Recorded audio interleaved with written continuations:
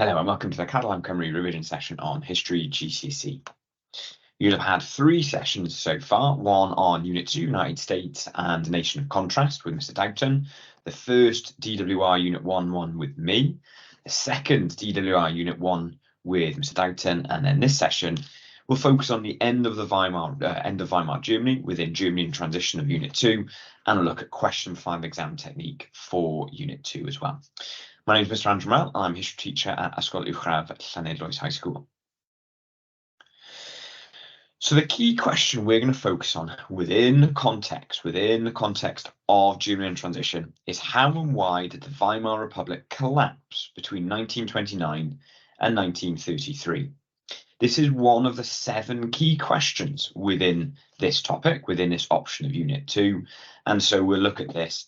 And then the exam technique we'll look at for question 5 will obviously apply no matter what the question is on in terms of content, the same thing you'd use. And in fact, whether it's the German transition option or the Russian transition option or any other option, the same technique would apply. Now, on top of this, we'll treat this question as an overarching question. An overarching question to sit over that content that we're going to revise, and we'll refer back to it regularly, as ultimately you need to make sure you use the information in order to show an understanding of that content, and the way we're going to do that is by making a judgment. So the tool we're going to use for this is a continuum line, because we don't want to treat this like a yes or no question. For example, the first kind of subsection of this larger key question is the depression itself and the impact of depression. We don't want to treat it like, was the depression the cause of the Weimar Republic's collapse? Because that could result in a yes or no answer. Instead, we need to view this as a continuum question. And this is what we'll use and refer to throughout. For each of the subsection within this overarching key question, we'll pause. I ask you even to pause the video, make your judgment, and then we'll move on. So what I mean by a continuum line is that on one end, you can see it's not to blame at all. The factor has got nothing to do with why the Weimar Republic collapsed. Or on the other side, hugely to blame for the collapse. But within that middle ground then, you have got lots of other options. Pretty seriously to blame for the collapse. Seriously to blame for the collapse. Somehow to blame for the collapse. Neither here nor there, although I don't like the neither here nor there, but nonetheless, right? Not really to blame. Not really to blame that much at all. Not to blame at all. So you're not simply deciding yes or no. The key to good historical skills at GCSE is that continuum, that variance of answer. That means actually your answer is going to be unique and different to other people's, because you might say it was hugely to blame for the collapse, while someone might say, well, it wasn't really to blame at all. And then in that detailed explanation where you then use specific details to write an explanation of why you judged it like that, that is where you can show your independent thinking, key to historical GCSE. So what we need to do before we even look at the subsections is we need to go back to the impact of the First World War, that first key question you'd have done whilst learning about this in class, and think about the weaknesses of Weimar Germany. Now, these weaknesses lead some historians to suggest that it was in fact, Weimar was in fact an unstable arrangement from the very beginning. There was no way it was going to stand up to any kind of problems because it was simply unstable. Now, that partly was because of Article 48. That meant in an emergency, laws could be made without the Reichstag, pretty much returning it to the model of the Kaiser, where the Reichstag was more of a kind of, well, we'll go along and see what they have to say about it, rather than actually making the laws. And also what we call proportional representation for the Reichstag as well. The fact that you never had one particularly strong party in order to really ensure the government would move in and answering the problems of the day with clear solutions, because you had so many small parties working together. So as you're thinking and making your judgment on each of these subsections on how and why the Weimar Republic collapsed, we can also be integrating these ideas that you've seen earlier on as well, right? Whether or not it was just simply unstable in the first place, Some historians have suggested actually instead that it was a stable arrangement, right? And this constitution, which we'll look at in a second in a bit more detail, this constitution did lay the foundations for a strong government, but nonetheless, not all historians do. And you can use that in your explanation. You know, if you're saying it's unstable from the very beginning, then you're going to attribute less kind of blame on the little factors that we'll see as we go along. If you think actually right at the beginning it was incredibly stable, then you're going to attribute more, you're going to give more blame to those factors as we go along. So before we go any further, this is the constitution of the Weimar government. So as you can see, you've got the president right at the top. I'll just change to the highlighter. You've got the president right at the top, who is the head of state, essentially replacing the role that the Kaiser had before. Now he is, as you can trace this arrow around here, I say he because it was always a he, was elected. Within that then, you had the Chancellor, who was the head of government. You had the Reichstag and the 18 state governments. But I've got some blacked off bits here because I want us just to try and test our knowledge on the key elements here in order to make sure you understand the Weimar Constitution, what Weimar looked like before we move on. So, firstly then, the president, trace this arrow around, was the commander-in-chief. But what does that mean? What was he the commander-in-chief of? Can you fill that in? Can you well jot down what you think that might be? Similarly, this arrow here suggests that the president in an emergency could make laws without the Reichstag's consent. What was the number of that article that gave that proviso, gave that kind of holdback that the president could still have pretty much ultimate power? Write it down. Then this one here, we've got this arrow going up here. Elected. What did the people elect that the Chancellor needed the support of? What was it the people elected that the Chancellor needed the support of? Now, the Chancellor was obviously appointed or dismissed by the President, but they needed the support of this thing in order to get laws passed, in order to try and solve the problems of the day. So what was its name? Write it down. And then the electorate. The electorate. Who were they? Write down what you think, what you remember them being. Was it all women? Was it all men? Was it men who earned some amount of money? Was it over a certain age or what? Just write down what you remember the electorate being. Okay, so we'll go through these. I'll just remove them and test yourself. Give it a tick if you got it right, or write it incorrect if you didn't. So the first one was Article 48. Article 48 was what allowed the president to pretty much have complete control without needing to go to the Reichstag in order to pass laws. The president was also commander-in-chief of the armed forces. So in a kind of a worst case scenario, the president had a huge amount of power. The president, commander-in-chief of the armed forces, could direct the armed forces to do what he wanted. He could pass Article 48, or once Article 48 was passed, he could ensure that laws didn't need to go via the Reichstag. He would stamp those approvals. And also he'd appoint and dismiss the Chancellor, the head of government, the day-to-day head of the government. Of course, it's the Reichstag that was elected and that the Chancellor needed the support of. Without the Reichstag having the chance, or without the Chancellor having the Reichstag support, the other way around, then the Chancellor wouldn't have been able to do very much at all.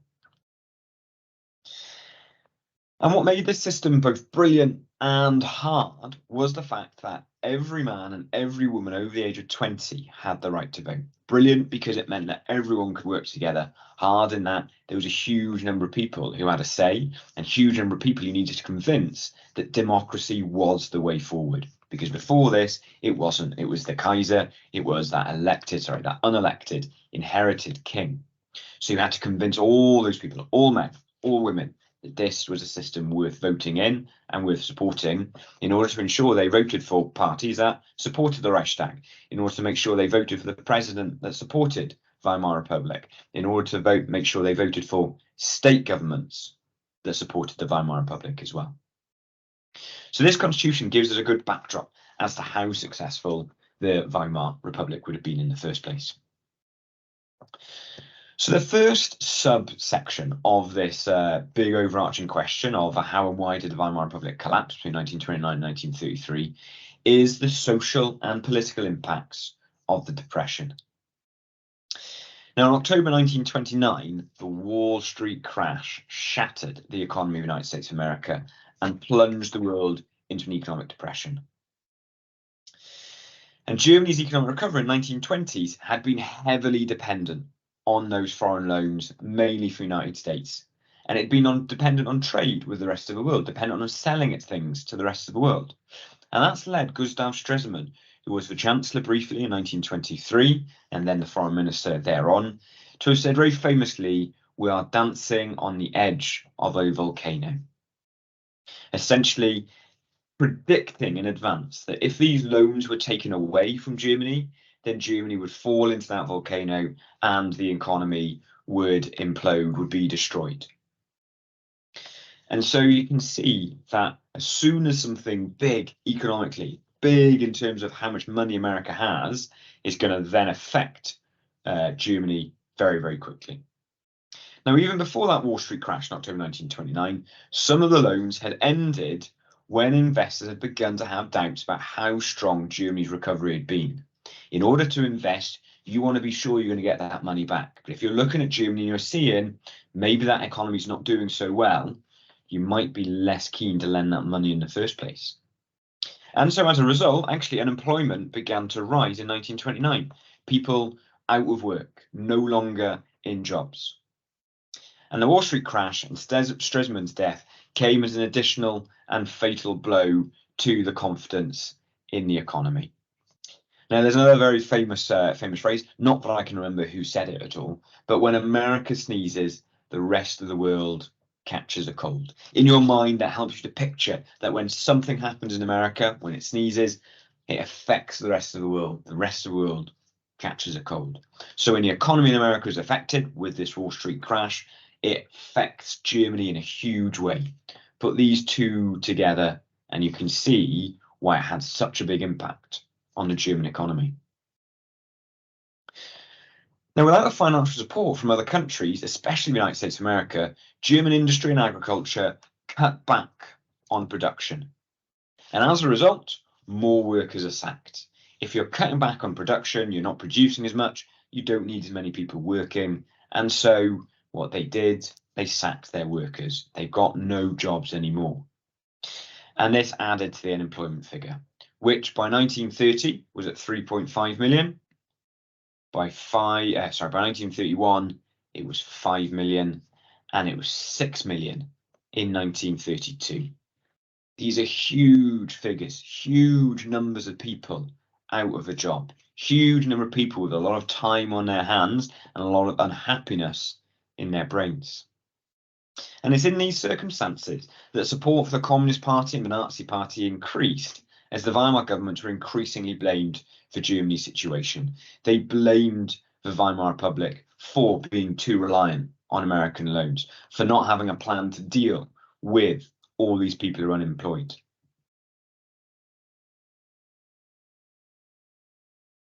Now, this in part is created by what we call the cycle of payments. Now, within or pre-1929, before the Wall Street crash, the cycle of payments saw the United States of America loaning Germany $2.5 billion. $2.5 billion. In order to allow Germany to repay its reparation payments to the Allies of $2 billion US dollars, which in turn allowed UK and France to repay their war debts of $2.1 billion. So as long as the system was still going, then Germany could survive in the economy. It could survive by loaning money in order to pay its reparations and in order to try and keep its economy going. However, what we see is the United States, as we saw a little bit before, but then heightened and made worse by the Wall Street crash, as the United States stops loaning its money, well, Germany then becomes unable to pay the reparations, which in turn sees UK and France unable to repay their war debts. And it becomes a spiral of economic downturn, which in that sense we can see when America sneezes, the rest of the world catches a cold. It impacts more than just America. It's spread far and wide.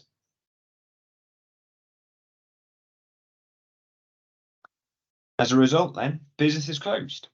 Businesses that stayed open lost a lot of income. If they were lucky enough to still keep going, they lost their income because people had no money to spend. If you've got 6 million people out of work, they haven't got money to spend in those businesses, buying the things those businesses are making or doing.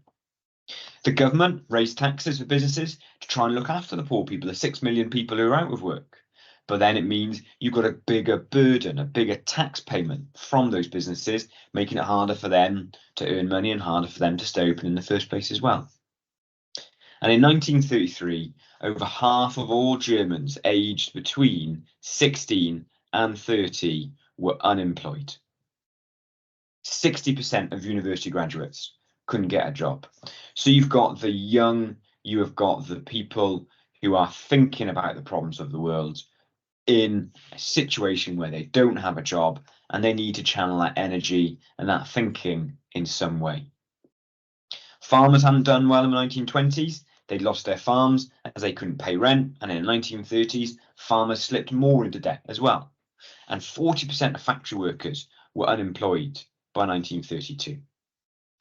And as the number of unemployed people grew, the government couldn't afford to give so much unemployment benefit to each people, so they cut it to save money. So the unemployed suffered from that greatest poverty, and again, a kind of downward spiral. Now, in short, a growing and large number of people now had nothing, and so they had nothing to lose. If you can put bread on the table and a roof over your head, then you've got something to lose and you're not going to necessarily turn to the extremes. If you can't put food on the table and you can't keep a roof over your head, then you have nothing to lose.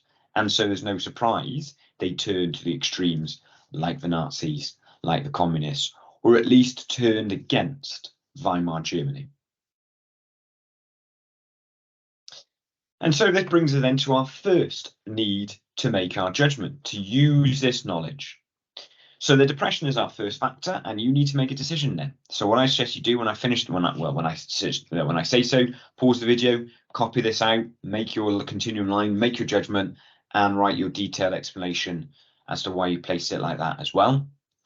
What you can do, almost draw a bar up. That'll make it easier possibly, right? So from not to blame at all to hugely to blame, as far as the bar goes up, is as far as you're suggesting they are to blame.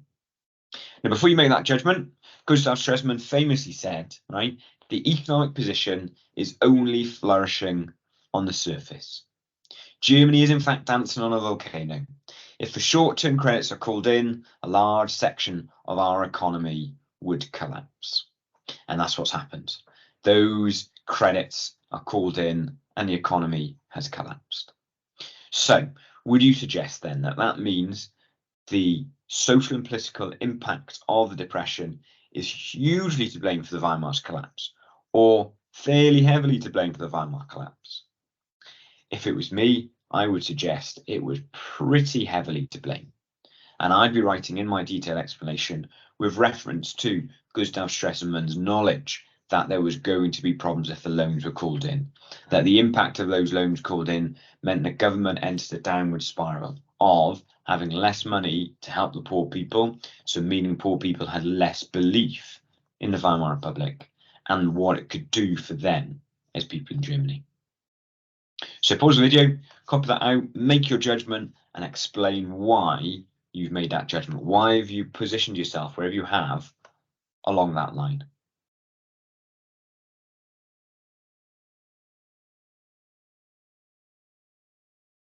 Our second key factor, our specific factor within that overarching question, is growing Nazi support. Only 14 months after being released from prison in February 1926, Hitler organised what was called the Bamberg Conference. And its long-term aim was to make the party more efficient, to reorganise it, to ensure that it could together tackle the electoral system. He'd realised that having a putsch wasn't going to work, and so he saw what was the way they could organise together to win elections. He learned from his time in prison, and he wanted to take over Germany, then and he knew that if he wanted to take over Germany, then he'd have to do it legally. He'd have to do it through the ballot box, through elections. And they also agreed to set up the Hitler Youth Movement. So not only were they targeting people who could vote, but people who could vote in the future. He reorganized the SA, made it much more efficient with close control. He made a smaller unit called the SS to protect him. In an environment where there was a lot of violence on the streets, the SS was used to protect him and his meetings. And the Nazis made a huge effort to improve their performance in elections, although street violence organised by the SA was still common. But this is where, and you'll see a factor in a minute, and this is sometimes where it's not easy necessarily to make these decisions alone, or kind of stand alone on whether growing Nazi support is the reason for Weimar collapse, because the propaganda tried to suggest actually that it wasn't the SA causing the violence, the SA were just solving the problem. But nonetheless, it did mean that there was a lot of violence on the streets. Now, along with the Bamberg Conference, Hitler's book Mein Kampf, literally translating as My Struggle, clearly showed people what the Nazi Party stood for and what they wanted to achieve. No one could turn around to them and say, well, what is it you want to do? Because they had that clear organisation, that clear path of where they wanted to go and what they wanted to do, trying to make it the best alternative possible to Weimar Germany. And actually, it begins to pay off, as you can see in this graph on the right. Election results showed increased support. If we look at May 1924, we can see they had about 10% of the vote. Didn't do so well in the later 24 election or 28, but by 1930, that shot up to nearly 20%. Higher again, and then in March 1933, even higher again. The overall pattern is a significant increase in the number of votes. And remember, this is within the proportional representation system, isn't it? Where it's really hard to get huge numbers of votes, huge numbers of deputies. So it means they literally 40% of the people in Germany voted for them in March 1933. Now, alongside that, in 1932, Hitler stood to be president of Germany as well. He stood against von Hindenburg to be the president. And in total, Hitler won 11.3 million votes. Now, that is a staggering amount of votes for a man who's been in jail for launching a failed putsch, for a man who's written in Mein Kampf what he wants to do, what ends up doing when he's in power, particularly about his hatred of Jewish people. Now, he didn't beat von Hindenburg on 18.6 million votes, but it still shows the growing Nazi support in the country. So a couple of questions now to test your understanding. So what I suggest you do is when we go through the question, each one you can make A, B, or C. There's always only going to be 3 options, right? Just write down A, B, or C, and you can check in a second whether you were right or not. So Hitler's book, Mein Kampf, or My Struggle, as it's translated to, was written whilst he was where? Is it A, in Landsberg prison, B, in Austria, or C, during house arrest? Question 2, the NSDAP, or the Nazi Party as it was known for short, became the biggest Reichstag party following what election? May 1928, September 1930, or C, July 1932? Question 3, in 1932, Hitler stood to be president, winning 11.3 million votes, but who won 18.6 million votes? Was it A, Goebbels, B, von Hindenburg, or C, Stresemann? Let's see your answers. So give them a tick if you got them right, or just write and then tally up how many you got. So of course Hitler wrote it in Landsberg prison. It was the July 1932 election. The NSDAP became the biggest Reichstag party. So following the Wall Street crash, but not immediately after the Wall Street crash, maybe there's a bit of a lag in terms of picking up support. Could be something to be used to suggest why the depression wasn't such a big impact, or wasn't to blame so much for the collapse of Weimar Germany. And it was von Hindenburg that got 18.6 million votes and beat Hitler in that presidential election. So again, once I finish explaining, pause the video and make your judgment. To what extent then is the growing Nazi support to blame for the collapse of Weimar. So again, complete your continuum line, how far is it? And then your detailed explanation as to why you're saying that. I put this here. That's not necessarily my judgment, but just to remind you what it is you're going to do. And the key is, as I said earlier, your judgment may be very different from other people's judgment. And the key is in that explanation. And that's fine, so long as you're explaining why you've said that. So pause the video, draw your continuum, and make that judgment.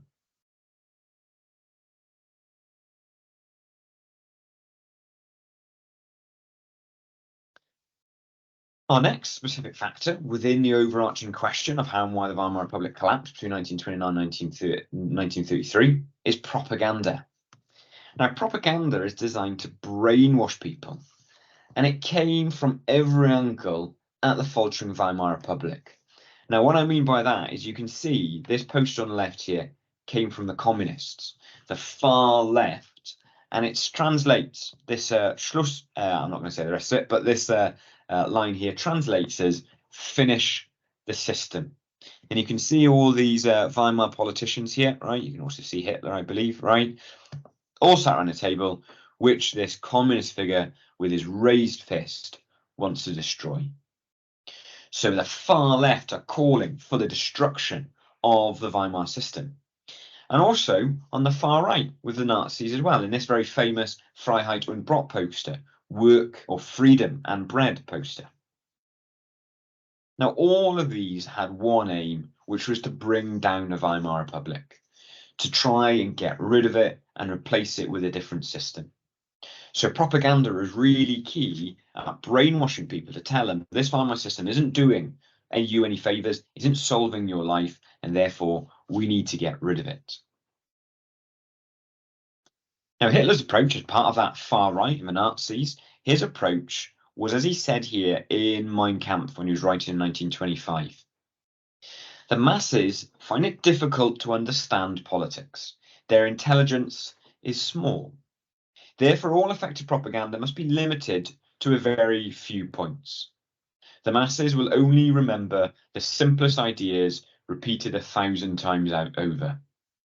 If I approach the masses with reasoned arguments, they will not understand me. In the mass meetings, their reasoning power is paralyzed. What I say is like an order given under hypnosis. So his key point here is he's saying that ordinary people have small intelligence. They can't understand politics. So keep what you're going to say to a very, very few points, which might be end the system. Nothing more complicated than that. People can't necessarily, he's saying people can't necessarily understand why the system needs ending, what's wrong with it, what changes can be made. They just want repeated 1,000 times that simple idea of end the system, move to something different. And he even goes on to say that, or his key phrase here, reasoning power is paralyzed. He's suggesting people can't sit down and reason and work out, actually, what could we do about it? Instead, repeated 1,000 times is get rid of the system altogether. And Hitler used these propaganda messages to call consistently for an end to the Weimar system. When people had lost everything in the impact of the depression, they had nothing to lose, and so voting or even supporting for these extreme parties was now something people were willing to do. If they didn't have a roof over their head and they couldn't put food on the table, they have nothing to lose, so why not try something different, like these extremist parties? This system had failed them, so why not look for a new system that might benefit them? Couldn't do any worse than the current system. So, before we pause and make our judgment on to the extent to which propaganda is to blame for the collapse of the Weimar Republic, we looked at our constitution earlier, didn't we? And we saw that the president led it. He was the commander-in-chief of the armed forces. In Article 48, the chancellor relied on the president for support, as well as the support of the Reichstag. But where does the real power lie in this system? Where do you think real power lies in this system? Well, arguably, It lies with these men and women over the age of 20.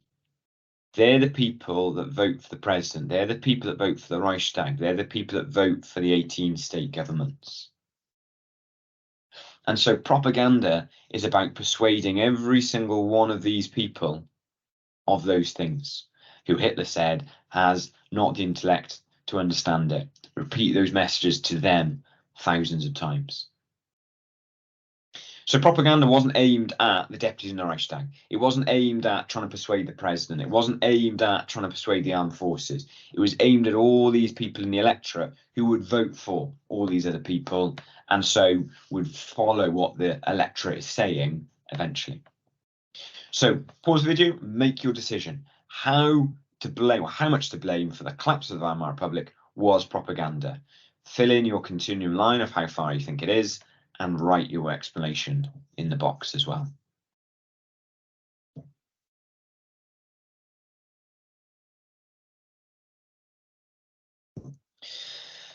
Okay, our next specific is the role of the SA. So the SA was a paramilitary organisation known as the Brown Shirts or Stormtroopers. And they were basically violent street brawlers, throwing fists in the street. They disrupt Nazi opponents' meetings and defend the halls where Hitler made his speeches. And essentially, they were the muscle behind the Nazi party. They weren't the brains. The brains were people like Hitler and Goebbels. They were the muscle, people who were out on the streets causing violence, maybe even beating communists up as well. And essentially, the SA were law unto themselves. They were working almost outside of the law of the German nation. The police, in many ways, were powerless to stop them, because by 1931, membership stood at 170,000, but by a year later, it had more than doubled to 400,000. So the police are largely unable to stop them. And they are best known for their violence against the Communist Party, the KDF, and intimidating voters during elections as well, strolling around ostentatiously or strolling around trying to look all powerful to persuade people to vote for the Nazis. Now, many members of the SA were from the old German army. I just realised I've stopped highlighting, apologies. Were from the old German army and knew how to cope during such incidents. They were used to fighting because they'd been fighting in the First World War. So when fights broke out, the Weimar police appeared powerless, and law and order was usually restored by the SA. And this gave Hitler the lever he needed to claim that the Weimar regime lacked that leadership, lacked that power, and that him and the SA were the people needed to restore Germany to law and order. He framed it, he changed the picture to be not the Weimar is keeping law and order, but us as the Nazis and the SA. Now, their leader was Ernst Röhm, and from 1931, and he wanted the SA to mirror the German army with clear ranks and a clear structure, with Hitler right at the top and Röhm just underneath him. And Hitler ordered Röhm to take possession of the streets. As he said, the key to the power of the state is the streets. So they were charged with trying to take control, but from another way than what propaganda was doing, by persuading people, another way than what Hitler was doing, trying to persuade people to vote in elections. Now, to evaluate, the SA played a vital role in gaining publicity for the Nazi Party. It's the thing many people remember in that pre-Nazi era, before 1933, when the Weimar Republic collapsed. The thing that most people remember is the SA. But by 1934, this was often negative publicity, and it was becoming a problem as the party tried to broaden its appeal and appear more respectable to voters.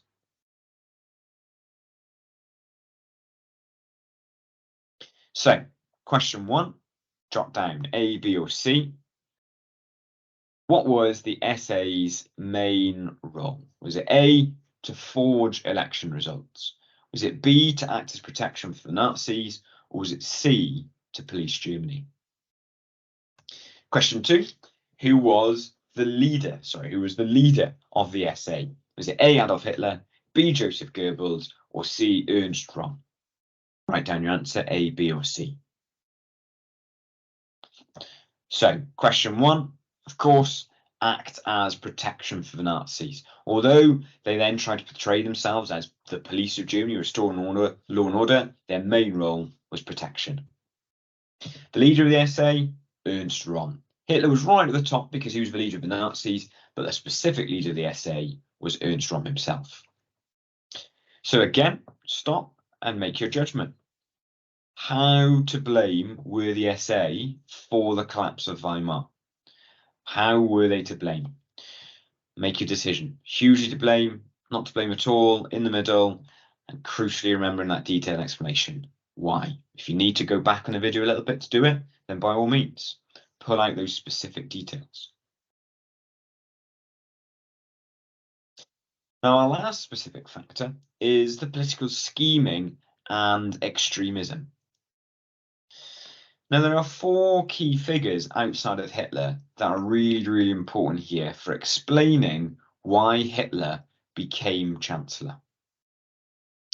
Now, if we start with President Hindenburg himself, President Hindenburg was elected as president. We saw that earlier. He beat Hitler in that vote in 1932. And he felt he had the power to do anything to keep Germany safe. He'd been a key general in the First World War, so he was a big supporter of the old Kaiser, but he was influenced heavily by Kurt von Schleicher and by Franz von Papen. They influenced him and what he was doing. So I'll just write these links on here. So we see the kind of web, apologise for my writing, we see the web of connections between these. So let's go to Kurt von Schleicher, one of those people that influenced President Hindenburg. Well, he was Chancellor November 1932 to January 1933. He was, as we saw in the diagram of the Constitution, he had to be appointed to that position by President Hindenburg. And he'd long been an influence on Hindenburg, and particularly due to him being a critic of other political leaders. And he went on to support the idea of Gregor Strasser becoming vice-chancellor in order to stop the rise of the Nazis. So Kurt von Schleicher tried to make Gregor Strasser vice-chancellor. He thought Gregor Strasser was a more easy-going Nazi than Hitler. So let's look at Gregor Strasser.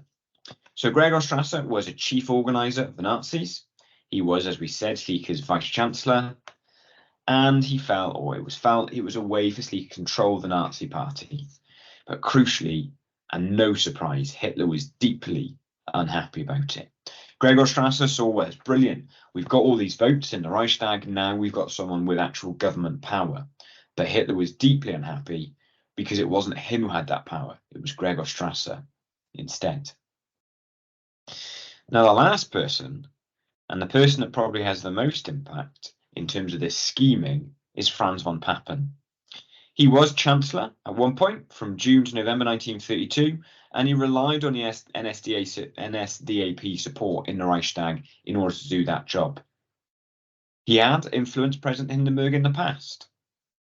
Schleicher tried to manipulate von Papen over control of the army to stop political violence as well.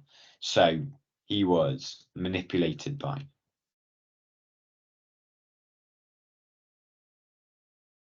But ultimately, Franz von Papen convinced the president to appoint Hitler as Chancellor. And he said he'd do that in that if he was then the vice-chancellor, he could control him. He could control him and help to stop maybe the worst elements of Nazism. So all this scheming, all this political manoeuvring behind the scenes was both a way in which individuals could gain their own power, but also it was a way in which it could be shown that the system was undemocratic, that it was just key individuals within the system that was controlling it, and so as a result, stopping it from being that democratic government that people thought it was, or at least that's what people began to think potentially. So remember, those problems, right, are things that can maybe be heightened or not by the unstable versus stable argument. If, as some historians say, the Weimar government was unstable from the very beginning, then these other things are just tipping it over the edge. There may be not that much to blame for the scenario. But if it is, as other historians have said, a stable arrangement in which you've got a clear structure, which means the president is accountable to the people themselves, which means the chancellor has to have support of the Reichstag and the president, so can't just turn up and do it without little support from the president or from the people themselves, then each of these individual factors that we've seen may be more to blame for the collapse of Weimar. So if you didn't do it as we went along, what I suggest you do now is pause the video here and make those judgments. Remember what I said at the beginning about it's not just listening to that content, reminding yourselves of that content. The key to good revision is using it, because that's ultimately what you're going to have to do in the exam questions, isn't it? You're going to have to use that knowledge. There's only the describe question, which is just write down what you know. Every other question, you've got to use that knowledge for something. So use it now. Pause the video and make your judgment. How much to blame were each of these different factors in the collapse of Weimar? And you should have something a bit like what I've got in terms of the difference between them. Now, you might not necessarily have each section in terms of how much you blame for each one, but that variance, that different amounts of blame on each factor is exactly what we want to see. Because that shows then you've thought about it. It shows your understanding that not everything is equally to blame for the collapse of Weimar. And yours might be very different from mine. It might be very different from the people that you know in school. And that's absolutely fine. The reason that's fine is because it's more about the explanation rather than what you said. There is no right or wrong answer, really.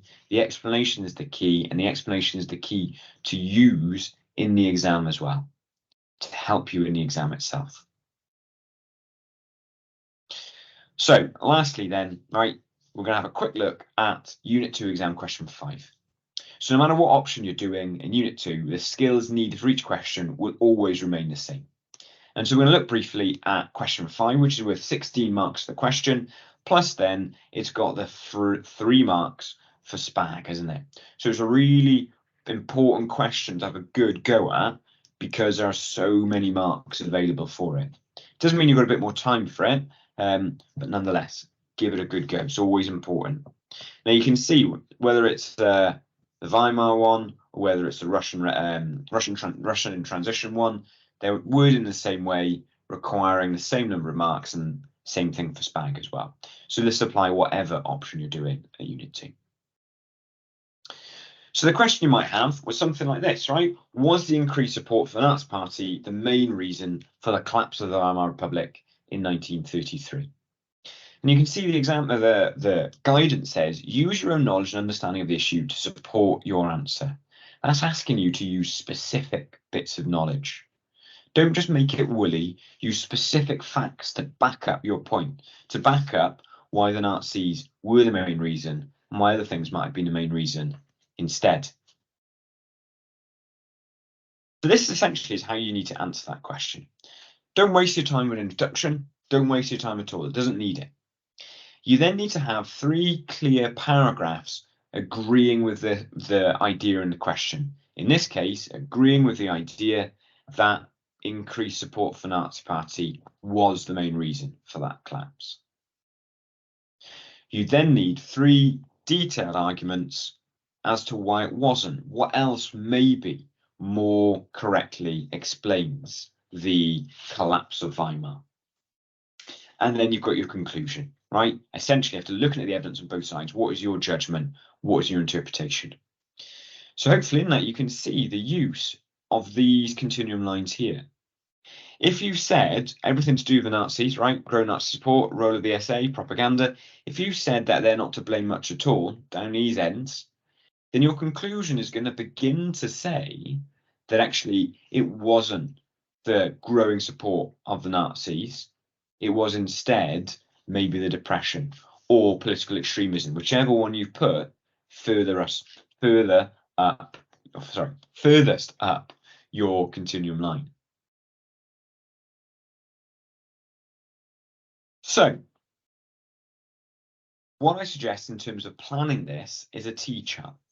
This will help you then be able to sort out your arguments into your argument for and your argument against, so you're splitting your essay into two. So the key things we've seen today are the role of the essay. That's something that helps to explain that increase in Nazi support. The portrayal, the seeing it as making law and order. The second one would be propaganda.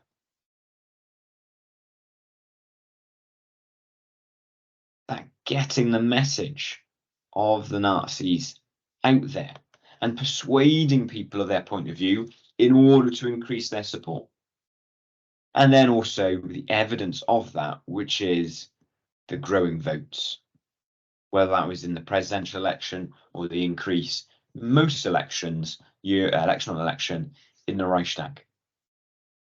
So almost, well, essentially you have one paragraph on each, and you'd be saying you need to lead with why it did see the Weimar Republic collapse, and you need to back it up with specific details.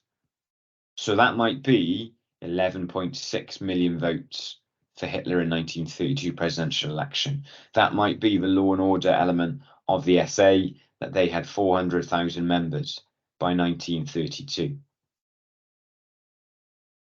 Now, your argument against would be the social and political impact of the Depression. That belief fading in the Weimar government. It could be that scheming that undermines democracy. I really do apologise for my writing, but it's on the screen, so hopefully you can pick it up as I'm saying it as well. It could be the fact that actually it was just unstable from the beginning, from the off. Or it could be maybe other parties like the communists and their extremism. Maybe it's them and their extremism that actually leads to the collapse of Weimar, not the extremism of the Nazis. And again, you'd be backing it up with specific facts. So unstable from the beginning, you might reference Article 48. When it comes to scheming undermining democracy, you might mention a specific example of Strasser. So once you've planned it like that, you've got the basis of what your paragraph should be. So in this, again, so I've got 4 here. Well, in terms of making sure I've got enough time to cover it in detail, maybe I wouldn't talk about the communists in order to make sure I've got my 3 paragraphs against with the details that I need.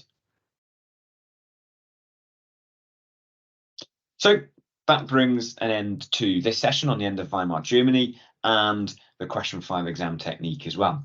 And it brings to an end our online sessions that aren't live as well.